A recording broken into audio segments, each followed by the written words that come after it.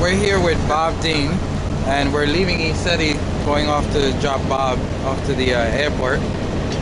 And Bob, we want to get your feeling on about ECETI. It's your first time at ECETI, correct? You want my opinion on the program there? Yeah. Facility? Well, I must be brief. I've spoken so much over the last weekend that Sure. I'm almost hoarse. I'll tell you, this has been one of the highlights of my life, being here for 4 days. This is my first visit. I've been invited for 5 years, and I finally came. But I'm overwhelmed with joy to have been here. I have nothing but the highest regard for what Jane has been doing at the ranch. And the people I've met, the staff, the guests, everybody. Literally, I have been overwhelmed with warmth, love, affection. They spoiled me badly. They spoiled me rotten while I've been here. How was that Maker's Mark, Bob? Every time I would turn around, someone was handing me a good cigar, you know, or handing me a glass of good whiskey. I'm sitting on one of those log benches the other day, and I don't have a lot of cushion under me anymore, and somebody was run over with a pillow. Oh man, listen, I get used to this kind of thing. So I've had a delightful time. I'm glad I came. I'm still here on the planet next year, and maybe I'll come back again. All right. Likewise. One last question, and then we'll end this. But what was one of the things you said you had remote view the mountain? What was it you saw inside the Mount There's Adams? a large facility inside the mountain. Military? Large extraterrestrial facility. Were you able to see who were the beings, or was it a mixture? I think it's a mixture. A joint operation between There are Earth? about 4 different groups involved. Are you able to disclose who they are by any chance? Well, that's kind of difficult to say who specifically they are. There's always the one group that looks exactly like us. I call them Homo sapiens sapiens sapiens. And then there is another group, which I describe as probably tall blondes, which got some pretty strong information from their Pleiades. What planet they're from, I don't know. I'm not sure anybody does. Did you see any grays involved in there, or? Yeah, tall grays. Were you able to get a sense what they were doing there, or not really? A sense of what? Of what they were doing in the facility. Oh, that's okay. They're involved in the program. That's all I can say. The program. The program. But they're all involved. You heard my presentation on Sunday. The program literally tried to keep the human race, the species, alive. So They're assisting us make this transition. Transition I call a transcendent transformation into a new race. That's part of a program that they're involved with. And they're getting some instructions from a higher authority. That's what I find. yeah. So you would say it's to our benefit. Oh, to our benefit. But we might not see it. We might not understand it at the moment to be our benefit, because it involves a lot of tough love. Kind of like a parent tells you, yeah, like a parent would tell you, don't do this, and you're like, oh, you're being unfair. And you just don't understand why. People have asked me, in my opinion, after all these years of research, are they benevolent? And I answer, no. Are they malevolent? And I answer, no. They are so far beyond us in evolution, in science.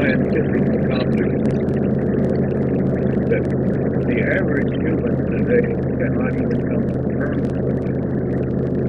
Wow. And I explained that it's the reason our ancestors deified. You know, our ancestors thought they were God. Still, and there are people today who would call them gods. But they're not gods. They're living creatures. They just happen to be a little more evolved. Some of them, my God, a billion years ahead of us, or more.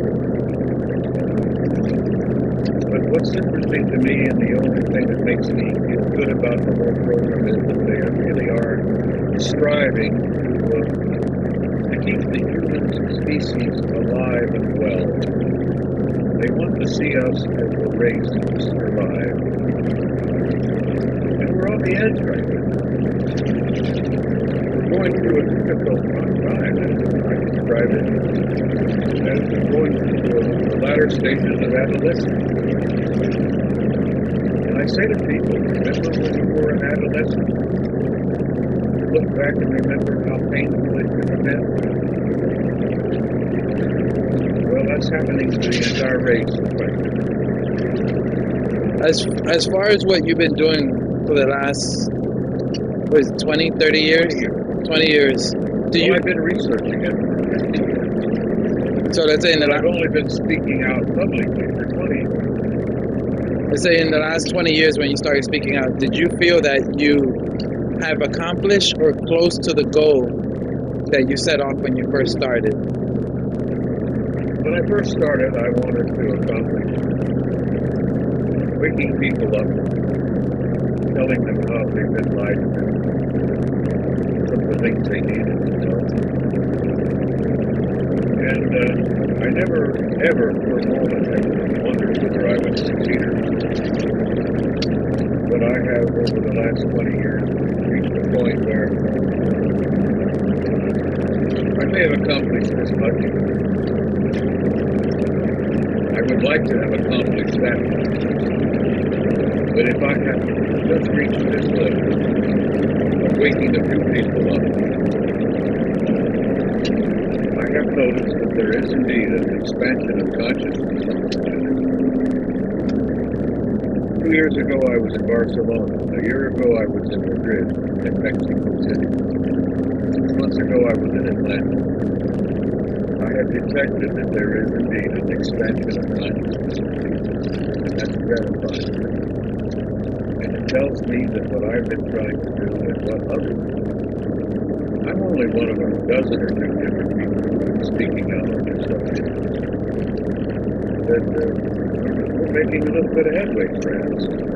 We're accomplishing something. As I said, it's not as much as I would have liked, but it's literally more than I expected. Yeah. Well, I'll end the interview on this note.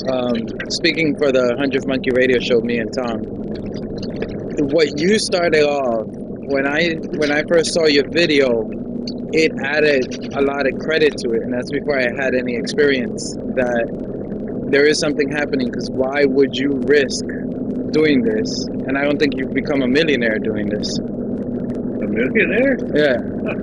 I've lost my shirt doing this. I live on a military pension, for God's sake. I've never made a dime. So that's what adds more credit to what you're saying. You see, I have nothing to sell. I don't have a magazine or a book or tapes or any of that. I have nothing to sell. All I do is travel if I'm invited. As James invited me up here, he bought me my airline ticket to bring me up here. Treated me like a king for 4 days. Spoiled me rotten. No, I've never made a dime of this. And sometimes along the way it's cost me quite a bit. For example, I attended a conference, which I will not be specific about, where the sponsor refused or was unable to pay my hotel bill. Invited me, made me a reservation in a hotel. I stayed for 5 days. The sponsor was supposed to pick up the tab, but the sponsor did not. And as I'm signing out of the hotel, they present me with a bill. So So I've lost money along the way. I've not made a dime with this dream because I told you I have nothing to sell. I don't have a product. If I'm invited, I travel, I go, I speak, that's all I do. I've been sharing information with people, stuff that I've seen, things that I've experienced, material that I've been provided by certain unnamed authorities. And then I developed a relationship with them, which is a story totally separate to itself, which would take 2 to 3 hours to explain. Well, actually, they can listen to our radio show we did with you. But thank you, Bob, so much. And the stuff you say takes a life on its own and really touches a lot of us. And then we go out and we tell other people, hey, look at this guy, look what he's been doing for the last 20 years. An old friend, my dearest and closest friend, 2,000 years ago, he's still my friend today. He said, for those who have the ears to hear, they will hear. For those who have the eyes to see, they will see. For the rest, they will stumble through the brambles and fall into the ditch. And he had a great sense of humor. Thank you, Bob. Ramon, thank you.